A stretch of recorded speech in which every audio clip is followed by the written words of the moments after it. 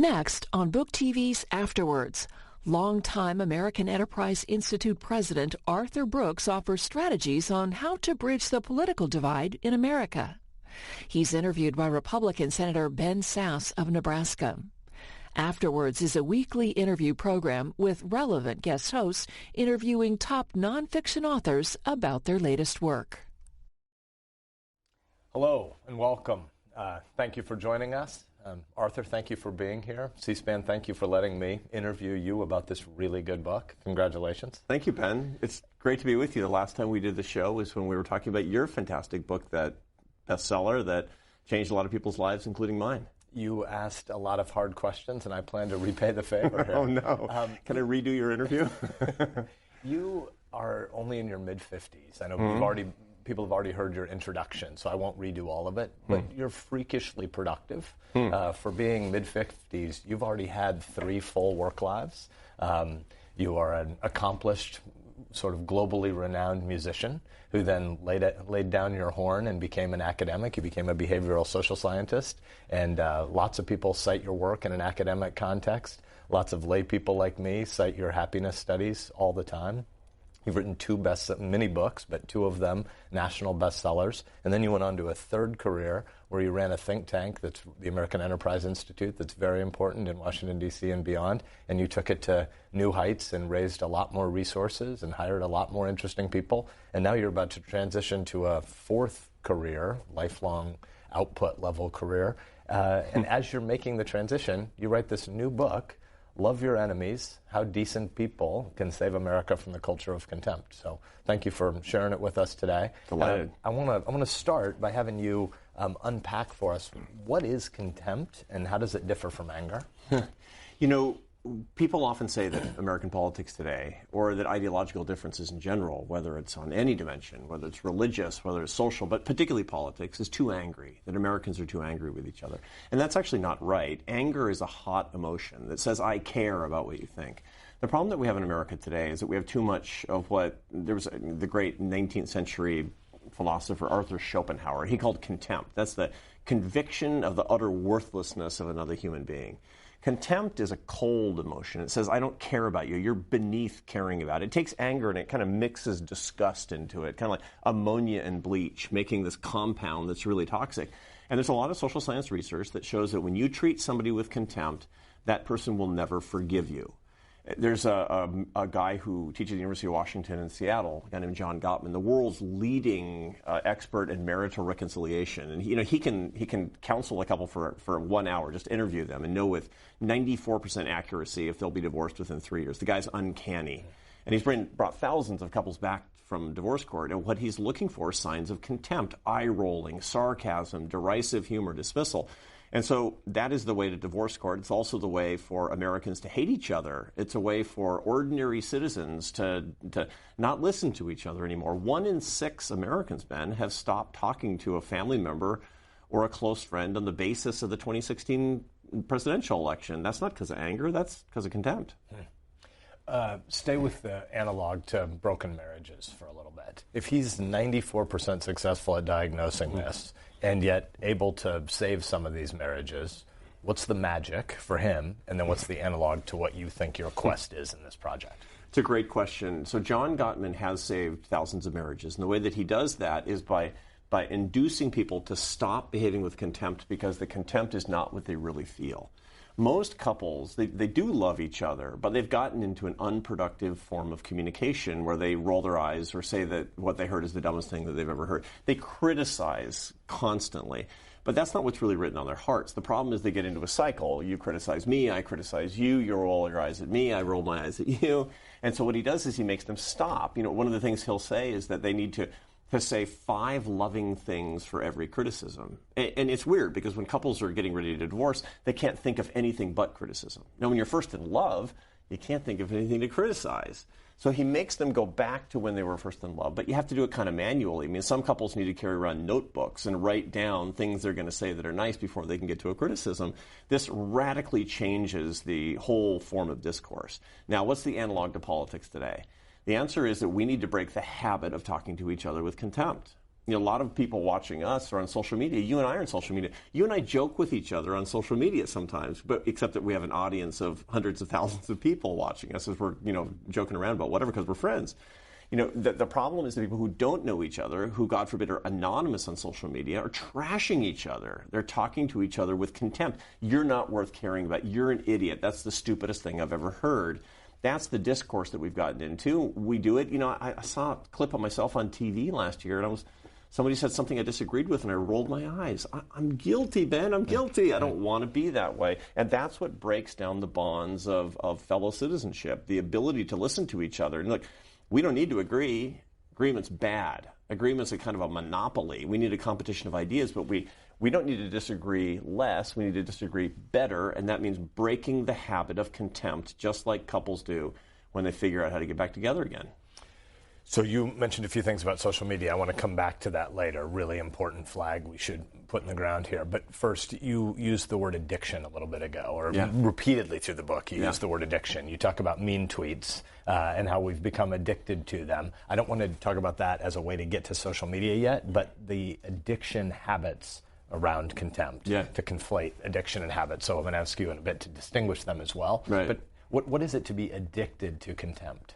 So contempt is a manner of communicating with other people. It's a manner of speaking. It's a manner of expressing yourself. It's a way to sort of efficiently say what you think. And that habit can be an addiction insofar as it passes by. It doesn't actually go through our prefrontal cortex, the part of your brain that processes conscious emotions and conscious actions. On the contrary, there's a part of the brain, a very deep part of the brain called the nucleus accumbens. About the size of a walnut. It's in the very center of your deep brain. It was evolved more than 1 million years ago, and it's part of the sort of the lizard apparatus of processing rewards and staying alive. And so what happens is when you do something that gives you a little stroke, something that feels kind of good, you'll start to build up a habit. Now, whether it's chemical, like smoking cigarettes, or whether it's communicative, I do something and I get an immediate reaction and I like it, your nucleus accumbens is going to start programming that into your brain. That's how addictions actually work. And so when you find yourself communicating in a particular way, you say something over and over and over and over again, that's not being processed by your conscious brain. It's by your unconscious brain. That's how habits form, and that's also the secret to how to break habits. You need to get a lot of time when you're stimulated to do something. You can wait before you respond. When your mom said, "Hey, Ben, count to 10 when you get angry before you respond," she's saying, extend the time between stimulus and response. Why? So you can retrain your nucleus accumbens. So you can get past this lizard brain by basically saying, I feel this. This is how I'm going to react because it's my habit, but I'm going to react this way instead. And when you do that, you get a different kind of reward, and you can actually break a bad habit of contempt. That's what John Gottman is telling his couples to do. He's making them wait before they criticize by saying loving things. That's reprogramming the nucleus accumbens. And we can do the same thing by not responding on Twitter. When we get an email that we don't like, or we get a message on Facebook that we don't like, or we hear somebody say something that we disagree with strongly, to wait before we react, and then to consciously put something in that's positive instead of negative, and see the reaction that we get to that. And that's a large part of what I'm talking about in this book. It's a handbook on how to do that. Before we get to the cultural and public square implications, stay at the marriage piece for a minute. Is it possible to retrain yourself to do that no matter how long that habit has built up? How optimistic are you about this as a success strategy to count to 10? It's one thing to do that if you had, C.S. Lewis has the 4 loves, and there's the sort of romantic infatuated phase early on, and a later life marriage is a different thing than that early sort of, overwhelming waves of love part early in marriage. You can retrain those habits if you get into bad habits 6 months in. 6 years still? 60 years? Yeah, do you believe it? Well, I do believe it because I've actually seen examples of it, but no one is going to claim that it's easy. I mean, if you've done something for 6 days, it's easier to break the habit than you've done it in 60 days. I mean, Aristotle talked about that, about habits, how habits are virtues, et cetera. And you've read this. You're more sophisticated in this stuff than I am. So we know that the longer you ingrain something, the harder it is to break, but everybody can. And the key thing to understand is if you want to be a better leader, if you want to be a more unifying leader, by the way, why? Because you want to be a more persuasive leader. And anybody who's paying attention in politics today knows that we're not getting any place because we're locked down. We're in a standoff. Obviously, if some side actually wants to win, they're going to have to be more persuasive. treating people with contempt won't do it because nobody in history has ever been insulted into agreement. So it's the wrong strategy if you actually want to win. Very practical. Then you got to do something differently. You can be the master of yourself and break these habits. And in so doing, I've got the evidence in this book that not doing that behaving in a different way will make you more persuasive, a better leader, happier, and ultimately more successful. You can do it. If it's been 60 years, it's going to be harder, but you still can do it. You mention in the book some of the things you pray about. Yeah. And you say one of the things you do is you thank God for oxytocin. Let's stay at the brain for a minute. That's got to confuse your children when you're praying around the family dinner table. Yeah. Why do you do that, and what does that mean? Oxytocin is a hormone. It's a neurotransmitter, and it's often called the love molecule. It's interesting, when in 1969, Richard Nixon, he commissioned a study from the Rand Corporation because there was this huge problem going on in Vietnam. 20% of soldiers in Vietnam were addicted to heroin. 20%. This is catastrophic for the war effort and a ticking time bomb for when these guys came home. And they said, what do we do? And they had all these policy ideas, and what are we actually going to do? Okay, so the guys come home, they brace themselves, and 90% of the heroin addicts stopped using heroin overnight when they got home. Just stopped. No intervention, no policies, no detox, zero. And only 5% of them became re-addicted in the following year. What happened? The answer is, well, you get the answer when you talk to anybody who's been addicted to heroin. They'll tell you it feels like you're being enveloped by love, pure love. That's how heroin feels. Well, when you come home, you do get enveloped by pure love. We only found out decades later what chemically was happening in the brains of these people coming back from Vietnam, which is that they were getting a hormone that is stimulated when you feel love, which is called oxytocin, and those receptors are filled by opiates. They're filled by heroin. And so that's what it gives you, the simulation of love. That's the reason when people get addicted to drugs and alcohol, almost always it's doing something, it's repairing something that's broken inside of a person. They're self-medicating in a way. So that's the key thing about oxytocin. When you see your kids, when you see your wife, remember the first time did you help deliver your children? I did.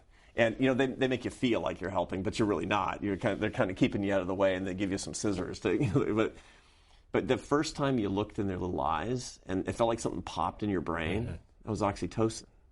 When you see your friends, when you see your parents after a long time, when you see your wife, when you haven't seen your wife for 2 or 3 weeks because you've been on the road, because you've been doing a campaign, and that little pop inside your brain, that's oxytocin. That's a miracle. It's, in my view, that's God's way of actually helping us to bond to each other in this miraculous way.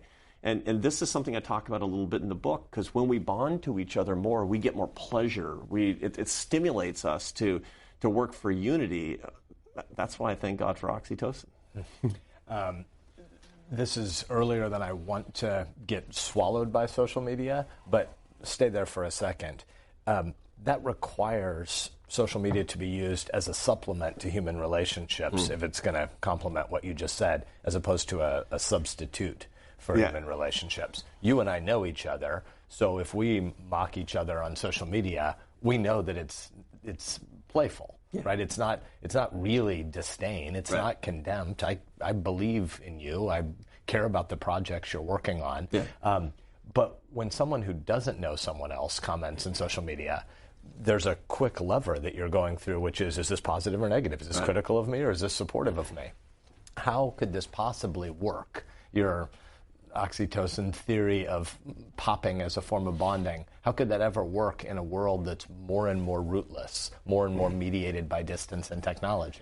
It's a really big problem. And in point of fact, what we need is something that you've talked about in your last 2 books, which everybody needs to read if they want to understand how politics and human relationships interact. This is the key thing. For my money, the oeuvre of Ben Sasse as senator writing books is you're in the middle of politics, you do work in history and social science. How do the two relate such that politics can be net life enhancing? That's what these 2 books do, as far as The Vanishing American Adult and Them. That's what I got from your books. Okay, and the way that I see it as a behavioral social scientist and somebody who's really interested in the neuroscience of this stuff is to understand the extent to which we cannot substitute for human relationships, for actual in-person human relationships with social media cannot be done. Why? Because the human relationships that we get involve the oxytocin, involve the neurochemistry, they involve the looking into each other's eyes. That's how humans were developed. We just don't have the evolution. We don't have the 500,000 years of Twitter to make it possible for us to develop a neurological link one to the other. I mean, when you and I talk to each other on Twitter, we're joking around, that's a compliment to our in-person friendship. When I see you, I say, Ben Sasse, I think Ben Sasse is great. I'm really happy to see you because I know you as a flesh and blood person. The problem is that social media among strangers can't get that done. And as a result of that, social media between strangers is not a complement to a real human relationship. It's a substitute for a real human relationship that does not give you the biochemical, does not meet your needs. And even worse, it's a contempt machine because it reduces you to some guy with a Twitter handle. It reduces you to something that's literally less than human. And God forbid it's anonymous. Then I can dehumanize you and I can dehumanize me. And that's the reason that we're going down this terrible rabbit hole of contempt, largely driven by the relationships that we see on social media.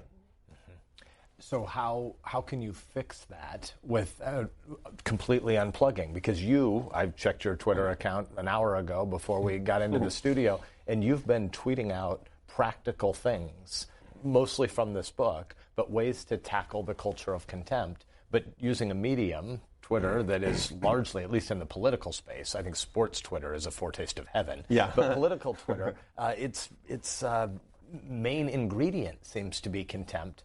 How can we solve this problem unless everybody unplugs? Because I don't think you're recommending that. No, I'm not. And I don't, even if I did, it wouldn't be practical. So there's no reason for me to recommend that. It's not going to happen in the meantime. But one thing that I do recommend is that people think about their social media behavior and say, is this complementing my life or is this substituting for real relationships in my life? And you can see both. I mean, my kids are 16, 19, and 21. They're pretty good on social media. I mean, they use it because they want to actually set up, where they're going to meet, for example. I mean, my oldest son uses Facebook to figure out where he's going to meet his buddies in college. Or they're going to have a meeting for something. But he doesn't use it as a substitute for his human relationship. So I think that people are actually, notwithstanding all the scary things that we see, I think it's actually getting better.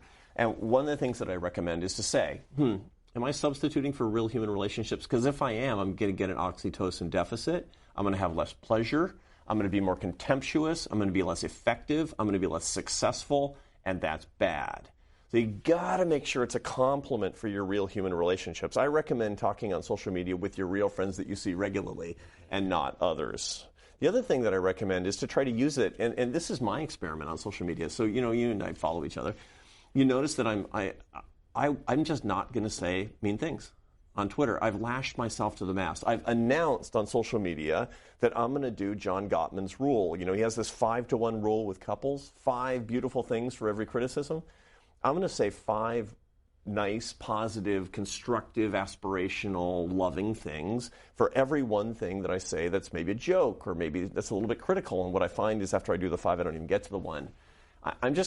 I'm committing myself to using it as a positive medium. Does that mean I'm going to get 50 million followers? Nope.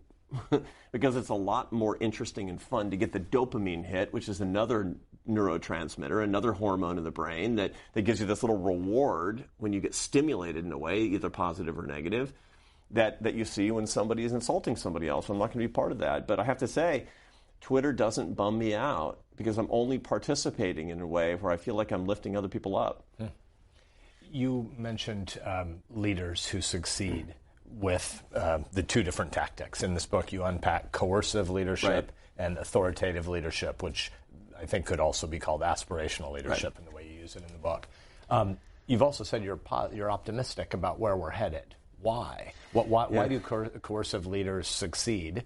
And don't we see more of that now? Yeah, so coercive leaders, and this is language that's taken from Daniel Goleman from Harvard, who's done work on thousands of CEOs and political leaders, but mostly CEOs. And what he's done is he's categorized them using a statistical technique called factor analysis. That's not important. The point is he breaks them up into bins of different kinds of leaders.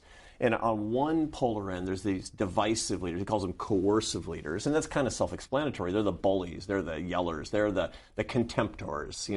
They treat other people with contempt, and they demand immediate compliance. It's a lot of what we see in politics today. Certainly what we see a lot of in media and entertainment.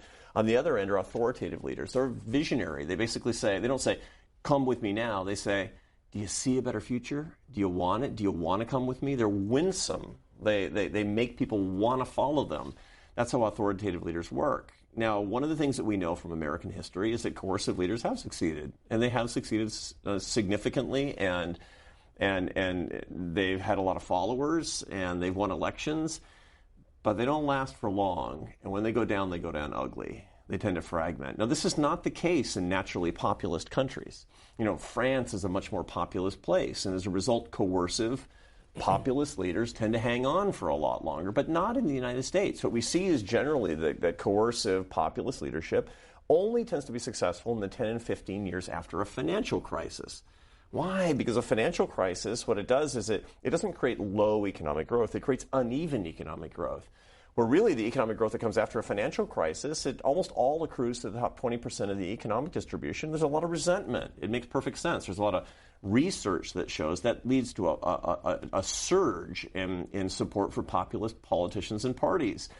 Just exactly what we're seeing now, but then it ends. And when it ends badly for these coercive leaders. The authoritative leaders, they have an opportunity. I believe we have a market opportunity. And here's the key statistic I want to share. And you and I have talked about this before, but I'm really excited about this. I'm happy about this. There's a group called More in Common that works in the United States and Great Britain. And it is kind of what it sounds like. What do we have in common? And they do a lot of very high-quality polling, and they find that 93% of Americans hate how divided we're becoming as a country. Okay, now, the dark side of that is that 7% of Americans don't hate how divided we've become as a country. Why? Because they're profiting from it. They're getting famous and powerful and rich, and they're getting internet clicks, or they're maybe just kind of sociopathic personalities. But the 93% of us, which is most people watching us right now, and you and me, I know for sure, we want something better, and that's a market opportunity for authoritative leadership. It takes longer, takes more skill, but I like 93% a lot more than I like 7%. So let me play devil's advocate. One of the reasons we see so much contempt played out, even when we know it's a bad habit for us to continue indulging in again and again, surely seems to be because the market signals we send back to the media is that these are the kinds of stories we want. So aren't the 93% maybe just putting on rose-colored glasses when a pollster is asking them a direct question, but what's borne out in their day-to-day behavior is that we all kind of like the quick put down? Yeah, that is possible, of course, but I look at the data that say that where we say we don't like it, and it makes us unhappy. And furthermore, I've got research that shows that when people are participating in a climate of contempt, either they're being treated with contempt or they're treating others with contempt, that it enhances stress hormones, that it makes people feel lonelier. And these are all of the things that we see. We see higher and higher levels of stress in our society.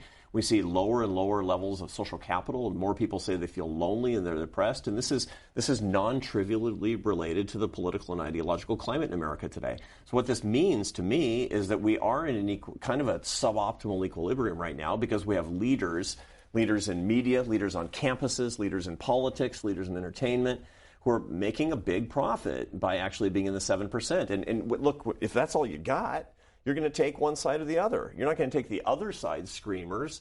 You're going to take your own sides. But we don't like it. We're looking for something better. This is the reason I've always been so bullish on your political life, is because you're not that. You're the one guy. Me and the whole state of Nebraska, man. This is what's so good when I hear you talk, because you're the man for the 93%, and we need more people like this. This is a pregnant moment. This is a moment waiting to happen in American politics today. We are sick of that, and it's time for us to stand up to the 7% and say, look, I will take it, and by the way, I am addicted.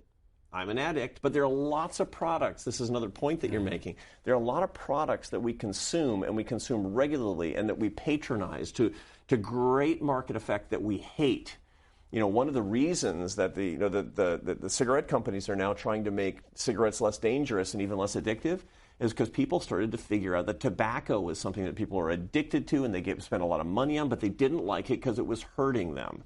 That is the product that we have in contemptuous politics today as you know, with the vehicle of things like social media. We do it all the time. We're stuck on it, but we don't like our lives, and we want something better, and we're waiting for that something better. This book is filled with fascinating social science research, so I don't want to, as a historian, force history onto you. But since you just brought up the 2008 financial crisis and how this sort of division of unequal growth leads to a lot of envy and contempt as a product, and then these habits form and then they're reinforced, do a little more history for us. 30 years ago, there wasn't as much contempt in American public life as there is today, right? What are the historical reasons that led us to get here? Why did we get into this vicious cycle? Well, so 30 years ago there was less, but it's not to say that we're at an all-time high. I mean, there's a lot. Historical statistics are always really tricky to use and pretty easy to manipulate. It is true that we are as politically polarized as we were at any time since the American Civil War. However, you've seen waxing and waning of highly contemptuous politics. Again, what you see is that generally following a financial crisis, you have a 10 or 15-year cycle of populism. The populist political rhetoric is almost always contemptuous. It's almost impossible to be a very, very positive populist. Now I'm encouraging people in this book and in this interview and our time together is for people to be positive populists, to be authoritative populists in a way, to grab that 93%. But that typically is not how we see populism take form. So there's a lot of historical trends that have happened along the way. We see times like this. I mean, the late 19th century, where in 1892 and 1896 we had financial crises, one on the back of the other, one because of a silver bust, one because of a railroad bust, and the result of that is that we had the surge of popularity of William Jennings Bryan, who was the Democratic candidate for president in 1896, 1900, and took a year off. Anyway, he was absorbed finally into the Woodrow Wilson administration just to kind of get him out of circulation. But he was an incredibly contemporary-looking political figure. I mean, he was talking all the time about foreigners taking your stuff and these rich bankers, and he was anti-establishment. He was really, really super populist and actually pretty hateful, and his policies were pretty bad, and he was contemptuous, kind of 24/7. There's nothing new under the sun. I'm not a Bryan fan, but given that he's a Nebraskan, I'm not going to join in your berating of him and his Cross of Gold speech, but he's one of Nebraska's sons, and he had a whole bunch of angry rhetoric. He had a whole bunch of angry rhetoric. I mean, I admire your appreciation for your fellow Nebraskan. There is no Nebraska politician that is more different than William Jennings Bryan than Ben Sasse. Well, there's a whole bunch of stuff we could say about football being triumphant in my era. Back in his day, we were weak. But let's pivot to history, future a little bit. Your optimism about what comes next is partly driven by a pretty charitable anthropology that Americans are going to learn some of these habits. And in a little while, I'm going to go to the concluding chapter of this book where you have your 5 rules, because there's a whole bunch of really meaty stuff that we should go to there. But I think one of the criticisms of your book that I suspect as it hits the bestseller lists next week and the week after that you're going to hear people saying is, well, wait a minute. Contempt as a habit for people who have ideas that are policy ideas that you differ with, that's pretty stupid. But what if the ideas that you're critiquing are from people who are actually contemptible? Isn't there a moral relativism implicit in your argument? Aren't you saying, Arthur Brooks, that we shouldn't regard anybody else's really terrible ideas as terrible? You know, it's a criticism that I'm going to hear a lot, and I actually have heard, and I've wrestled with this, because, I have treated people with contempt. I have a lot. And I've prayed about that, and I've had an epiphany about that at least when we're talking about our fellow Americans, and I'm not going to break into foreign policy and the whole thing, because I don't know how I feel about that, but at least among our fellow Americans, what I've done wrong in treating other people with contempt is not separating people from their ideas. I think that there are terrible ideas. I think there are hateful ideas. But I don't think there's really ever a very good reason to treat other people with contempt. I think there's reason for parody of other ideas. There's reason to go hammer and tongs. I'm all about disagreement because the competition of ideas is what what's most fundamental to a free society is what separates us from China, is that we can, have public disagreements and not have a knock in the night and a jackbooted thug. I love disagreement.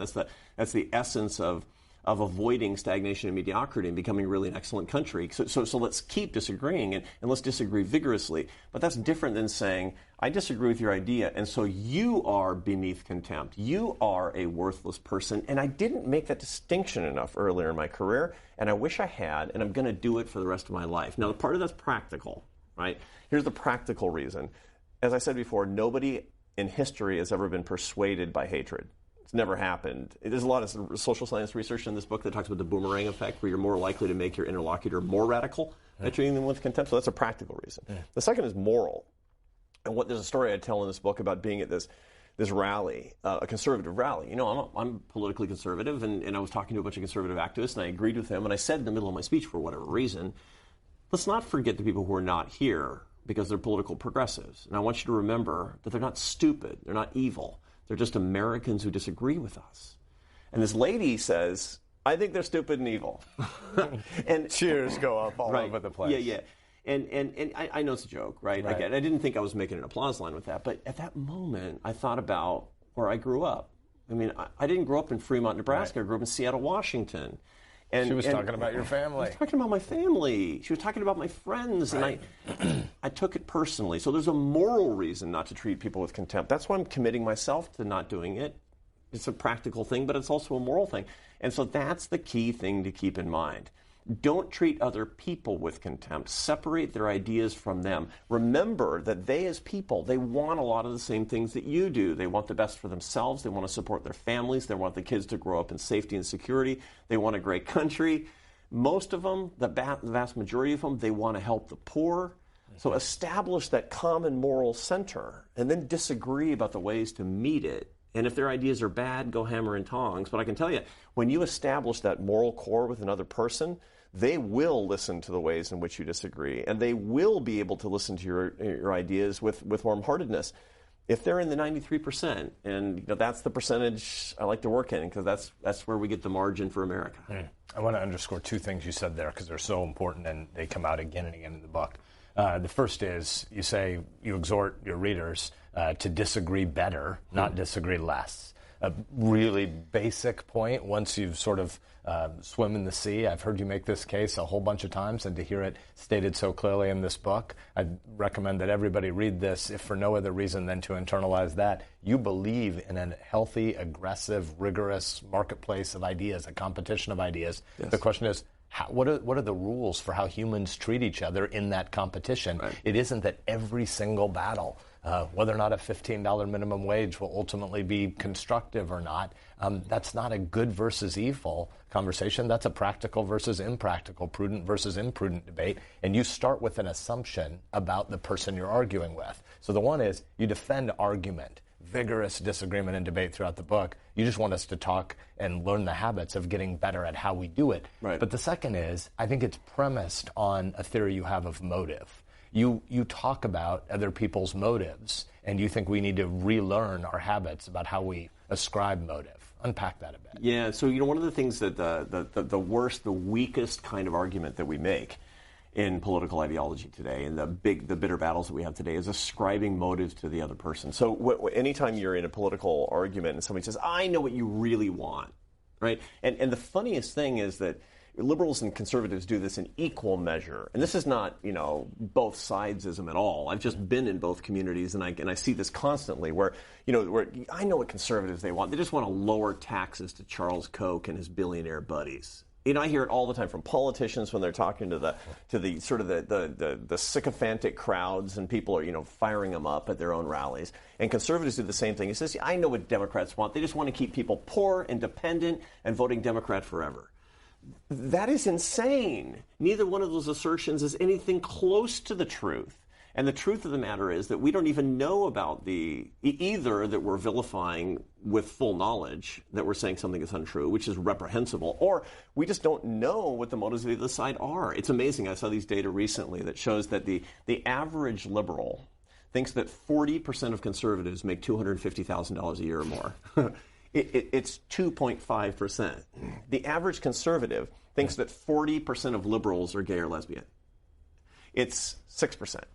If we don't know anything about each other, how are we going to know anything about each other's motives? So assuming motives of the other side is a big mistake. It's a weak way to argue. It's the best way to start contemptuously. It's the best way to make sure you persuade nobody. And ultimately, as such, it's the best way to lose. And so that's one of the things that a key point that I make again and again and again is don't assume motives at all. Take people's arguments on their face and ask people about what the moral motive is. And it's amazing when you do that. It's funny, and I started doing. Let me give you an example of when I did this wrong and how I fixed it. As a policy analyst, when I first came to AEI, as president of AEI, and look, I'm the president of this think tank. I should know better than this.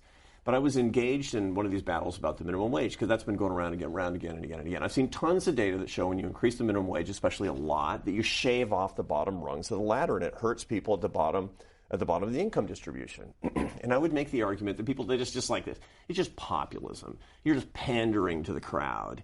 You're making people think that they can the government by edict can pay poor people more, make companies pay poor people more, and as such it'll make 1,000 flowers bloom, and you know it won't work, and you're being cynical about it. And I thought about it. I thought that's actually not it at all, because I had conversations with a bunch of my liberal friends.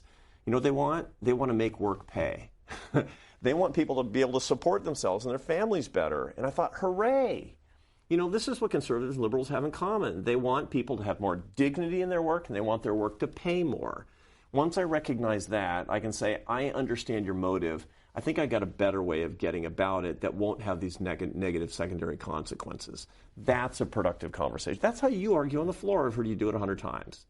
That's an important way to do it. And I stopped assuming motives. I started listening more, and then I started disagreeing more on policy. And I think there's actually a potential for progress. What, devil's advocate again, what if the 7% category you talk about, coercive leaders or cynics, or I don't know, all the words you're using, willing to use about the 7%, but what if a big part of our problem is, though there are more than two sides, but on policy fights, a right end of the continuum to a left end of the ideological continuum, what if there's a second dimension that we're missing, which is the spokespeople, the people who are on TV all the time, the people who are running for elected office, and the real people who live in neighborhoods and are raising kids and trying to build a better mousetrap or a new app or raise money for the Rotary Club. What if most people are what you're saying, but what if a lot of the leaders of both sides are as cynically coercive as some of grassroots America might believe they are? Yeah. Then what's your theory of change? You know, it's funny when you said that, I just recognized something that I'm doing wrong. You said, the cynics, the people who are firing people up, the people who are manipulating other people. And the way that you said it, it makes me sound, I think I'm actually treating the 7% with contempt. And I shouldn't do that either. So I have to reassess that. This is a good epiphany for me. So what about that? What if the leaders are actually doing that and we don't know how to change leaders because leaders lead? This is your point. And they have so much leverage over us that they can keep us in thrall effectively. Maybe they're the people who are vested in the contempt industrial complex. Right. Yeah, no, and in point of fact, I think that is true. I think that there are rewards to being part of the outrage industrial complex. I think that their rewards are in money and power and fame and clicks. I mean, it's a very rewarding thing. There are lucrative cable TV contracts that come from making sure that you keep saying every night you go on TV and say, you're right if you're watching, and the ones who are not watching, they're stupid and evil. I mean, that's a big business. Or your favorite columnist. Almost always your favorite opinion columnist is going to be somebody who scratches your confirmation bias, who says that you're right day after day and the other side are knaves and fools. That's a very common thing. I mean, that's how you get a lot of popularity. But here's the good news, I think. In a country that's driven largely by democratic capitalism, the people who purport to be the leaders, most of them aren't leaders. They're actually market followers. This is the key thing. Look, I'm taking cold to Newcastle by telling you this because you taught me this. I remember you telling me this. People who say they're leaders by following these market signals of contempt, of hatred, of anger, mixed with disgust, that they're actually following what they think that people are willing to put up with. Look, if you're going to make an addictive drug, people who sell meth, they're not leaders. They're market followers. There are a bunch of people out there who are addicted to it and going to continue buying it. Leaders are the ones who say, here's how you can stop being addicted to meth and have a better world, have a better life, have a better family. And that's what we need as real leaders. So, political movements, they tend to be forming around parades that are already going down the street. There are people jumping out in front of parades and saying they need a leader. What we need to do is to change the parade. And that's what this book is all about. How can we make the parade better, toward a better destination? And followers who call themselves leaders, they'll fall in line.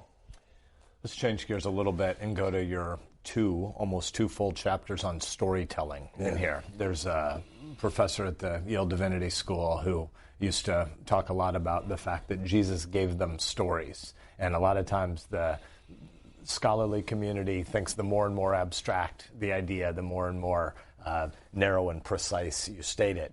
And you make an argument that the people who are really persuasive, the people who really change the world, tend to be people who get storytelling. So first of all, what are the lessons for leaders in how they should tell stories? And how are you using new social science research to underscore this old point about storytelling yet anew? Yeah, I've become a big believer in that. And part of the reason is because it took me a long time to figure this one out.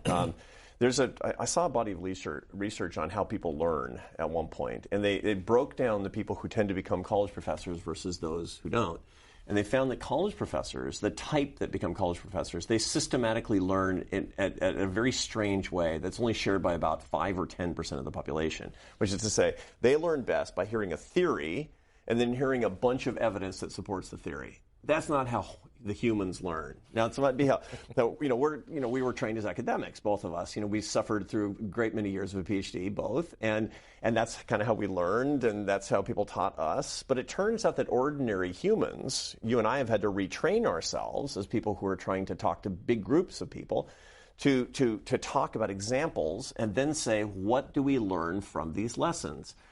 Jesus gave them stories. That's the whole idea of teaching through parables. Is basically, it's like I met a guy, and he talked to this guy, and he did these things. What's up with that? Here's what's up with that. That's actually how the parabolic teaching works. How parables actually lead to greater wisdom. Now, what's happening with that? When you tell a story, and this is how the new brain science works. This is how we all can use it. There's a guy named Yuri Hassan. He's a neuroscientist. He teaches in the psychology department of Princeton. Yuri Hassan has done brain scans of people who are listening to stories and telling stories. And what he finds is, he calls it brain-to-brain coupling. When you tell somebody a story, that person's brain waves will lock onto your brainwave pattern. Basically, when you say, are you on my wavelength? That's what it means. The only way you're going to get somebody onto your wavelength is telling a story that has a narrative, especially one with characters, and the best character to be in that story is you. Something happened to me. People will be locked onto you. The listener's brainwaves can get ahead of yours, so they start to anticipate what they're about to say, and that's how they learn. If you want somebody to absorb big ideas, you need to use stories. There is simply no other way. What if America doesn't share enough pre-political ideas in common to make this fixable? You're not writing about politics narrowly. You're writing about the public square much more broadly. But we know that there are all of these things about human dignity that you believe and that you hope most Americans believe. But when we get into the identity politics debate, it feels like a whole bunch of people are saying, yeah, maybe Arthur Brooks has good ideas about how we shouldn't disparage one another about policy goals. Mm-hmm. But when we get to the upstream from policy stuff, the way the parade and the stream were first formed, we have to believe things in common there. Mm. And the identity politics movement, which I confess as a conservative, I used to think was mostly a challenge and a problem on the left. And now I increasingly recognize that there's a whole bunch of identity politics problems on the right as well.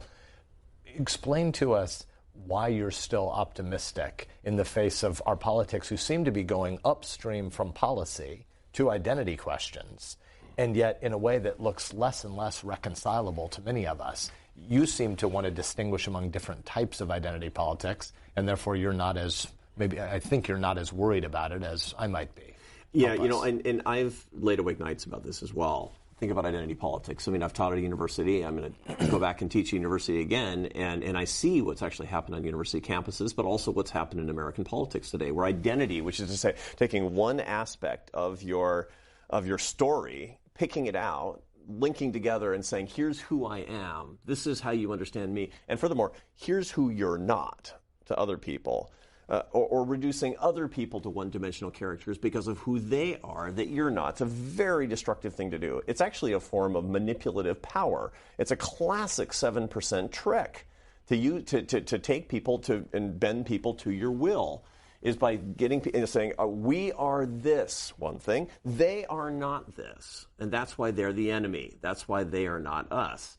We don't have to do it that way. I mean, and traditionally in times of greater unity, where we have more unifying leaders, true leaders, not the follower leaders, but true leaders that are authoritative, that call us to our best selves, they'll use a kind of bridging identity, which is more based on a richer story. When I get people together, and I've done these experiments where I bring people together who disagree really violently on something. I mean, not physically violently, but they're, Democrats and Republicans who are really on the opposite side of the spectrum. And I want them to talk just so I can observe for my own edification, so I can understand. The first thing I'll ask them is, tell each other about your kids. Right? I mean, the one thing that everybody cares about is their kids, and they want the best for their kids. And sometimes they'll use politics as a way to say, the reason I hate your politics is because I'm worried about my kids. But really what they're worried about with their kids is, influences at school and, the things that their kids are thinking and how confused their children are, whether their children are happy, and they can understand each other. In other words, they use a bridging identity as parent. That's something that we have in common as opposed to something that rips us apart. That's what leaders can help us do. That's what, by that I don't mean the president of the American Enterprise Institute or the senator from Nebraska. I'm talking about the leader in your family, the leader in your neighborhood, somebody who has some following or authority or influence in the workplace, because everybody watching us is a leader, and they can use these bridging identities. What do we have in common? What are the loves that we have in common? We love our country, we love our community, we love our children. A lot of us love God. Let's link together and discuss that. I wanted to unpack the title. We're going to run out of time soon, so I won't do it long, but your subtitle is How Decent People Can Save America from the Culture of Contempt. By decent people, you don't mean that 320 million Americans are so fractured that the decent people are somehow out of the mainstream. By decent people, you mean these leaders in every community. Yeah, I do. Unpack a little bit more what lessons you're going to be teaching the leaders at the Harvard Business School. You're about to take a professorship jointly at the Kennedy School of Government at Harvard and at the Harvard Business School. You're going to be teaching a whole bunch of leaders, mostly headed to big institutions. Right. What lessons do you have for them about storytelling and about these bridging identities, and how do they translate for folks in Schuyler, Nebraska, Fremont, Nebraska? I do have a real incredible privilege of teaching leaders at Harvard. I'll be teaching executive leadership at Harvard Kennedy School, as you mentioned, and I'll be teaching a class in leadership and happiness at the Harvard Business School next spring. And as a professor of leadership, I've often thought, what is my highest goal? And the answer is to call people to the common moral purpose that they have as leaders in the first place. Why do you want to be a leader? It's funny. I mean, the process of discernment is one not of trying to figure out what you're supposed to do. It's really to figure out what you're supposed to want. We're a people of the heart. What do I want? When people are trying to religiously discern, they're saying, Lord, what do you want me to want? and I think the most important thing for leaders to want is to want to bring people to their highest level of equal dignity and to see their limitless and boundless human potential. That's really what I want. I want to induce the desire for people to fight for the radical equality of human dignity, to fight for the limitlessness of human potential, and then to do that in the way that they think is most appropriate, using the tools they think are right, using the ideology that they assume, and doing it in a way where they can see people as these vessels, these walking bundles of dignity and potential, which is what I think that our founders wanted us to be. I mean, it's funny, when I think about teaching leadership when I talk about decent people getting us past the culture of contempt, I'm thinking about what, and this is your bailiwick, and I've learned a lot of this from you too, is what the American founders actually wanted for this country. This is a country that was founded not by gentry and their rich friends. This was founded as an experiment in the pursuit of happiness for for ambitious riffraff. This is, the Sasses and the Brookses were just like moving west one step ahead of the law.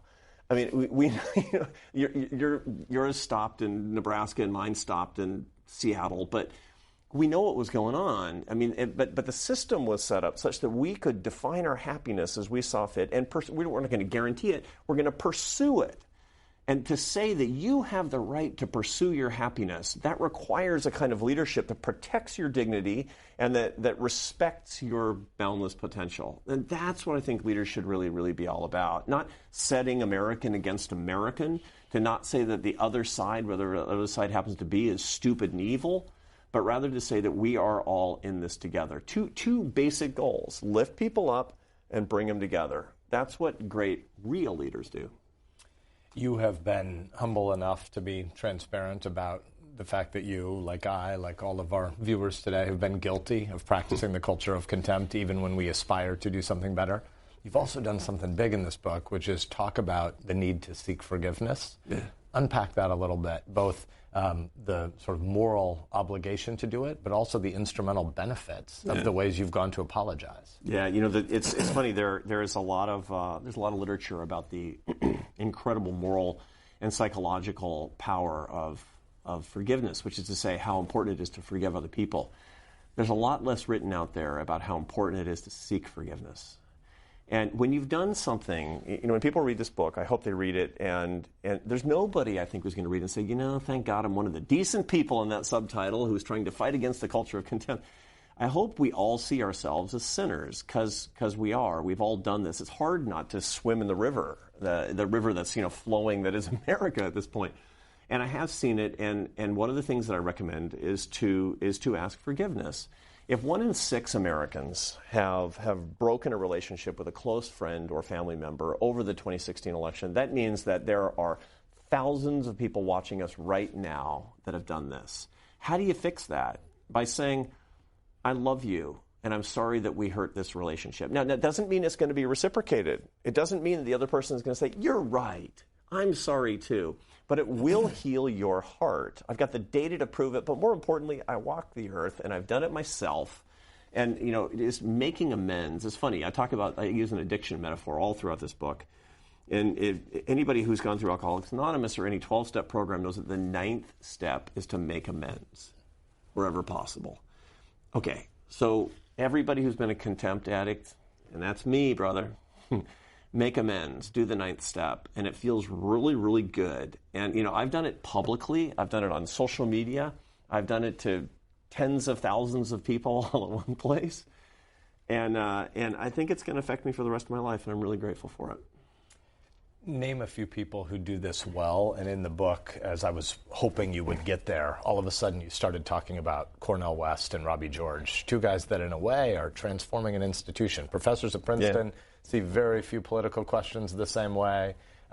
So many divides in American life would seemingly be played out between these two men, and yet they're actually friends. They believe in each other's dignity, and they argue a different way in public. Tell us about that, and tell us other people who you think are succeeding at this. So Cornel West and Robbie George are both professors at Princeton University. Cornel West has gone back and forth between Harvard and Princeton over the course of his career. Both of them are two of the most distinguished political philosophers in American life today. They're on absolutely opposite sides of the political spectrum. Robbie George is a conservative Catholic. He's a social conservative, not just an economic conservative. He's open about his beliefs about abortion and gay marriage, which are conservative. Cornel West, on the other hand, is the honorary chairman of the Democratic Socialists of America. He is very open about his strong progressive views. Cornel West and Robbie George couldn't be more different. They call each other brother. They have a road show where they talk about their common moral principles and their deep disagreement about the way to hit these moral principles. They have zero contempt for each other. They have open love for each other. They model what we really, really want. They've done it at AEI, and I know both of them. I mean, they're both friends of mine, and I got to tell you, it's incredibly inspirational. I have a partner that I work with, and we have a little bit of a traveling road show. His name is John Powell. He's the former general counsel of the NAACP. He's now a professor at Berkeley Law, University of California, Berkeley Law. He's also a professor of African American Studies and Ethnic Studies. He's a man of the left. He's a man of the progressive left. He's a civil rights warrior in the style of the 1960s and 1970s. I, on the other hand, am the conservative leader of the American Enterprise Institute. And I got to tell you, I love that guy. Why? We met at a national commission on how to lift people out of poverty. And I sat next to him, and it was like a house on fire. Why? Because we are both... Poverty is the thing that we care about the most, is reaching the people who are at the periphery of American society and relieving, trying to find a way to relieve their pain and improve their dignity. And so now we do a talk together. We do this co-speech where we talk about the alternative ways that we get it and why we appreciate each other so very much. I see this. I can imagine this coming back to politics. I can imagine you're the leader of this in politics, because you've expressed to me privately the appreciation that you have for certain members of the Democratic Party, including members of the U.S. Senate. You didn't have to do that. You didn't have to say they're a bunch of clowns. You told me about people that you really like and people that you talk to and the people you say. You're telling me about a member of the U.S. Senate that you say, we disagree, and we talk about it, and we say, we disagree, and we have to set a date so that we can go back and we can debate this again. But we respect each other. I respect his intellect, and I respect his integrity, and he respects mine. That's what I'd like. I mean, that's what's so attractive, that's so magnetic about you and your future role as a leader for this country. That's why I'm so bullish on it. And I think that there are more people like this at the state and local level. I think so too. And that's why I wrote the book. Thank you. We are 3 minutes from the end, so we're going to do a speed round of your 5 rules. And I'm skipping number 1 because you've already spoken to it here.